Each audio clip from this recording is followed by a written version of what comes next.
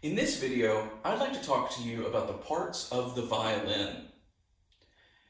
Now, the general shape of the violin is very similar to that of our own body. In fact, this whole section of the violin is called the body.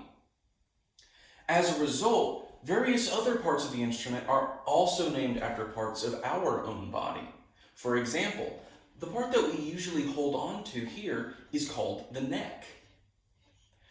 Below that, we have the shoulders. Then here, this section is the ribs. And then finally, we have the waist. Now, there's a lot of parts of the instrument that are not named after parts of our own body. Let's look at those. These parts up here are referred to as the tuning pegs. Now, it's very important to note early on not to touch the tuning pegs. They can change the tuning of the instrument very drastically, and if you're not careful with them, you can actually break your strings. So be sure that if you ever notice that your instrument's out of tune, let your teacher be the one who tunes the instrument for you. The pegs rest in what is called the peg box, and then above that we have the scroll. You can see that it looks like a scroll of paper or parchment. This long black length of wood where we rest our fingers is called the fingerboard.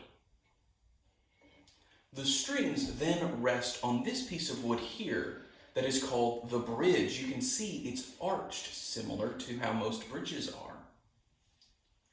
The strings then connect to what is called the tailpiece, which is the home of our fine tuners. These are tuners that make smaller adjustments to the intonation.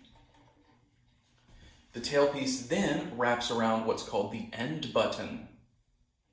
These F-shaped holes on the instrument are called F-holes, very aptly named. And the final part of the violin that I want to talk to you about is the chin rest. Now, this is deceptively named because we don't actually rest our chin on the chin rest. Actually, we rest our jaw on the chin rest. So that is the various parts of your violin.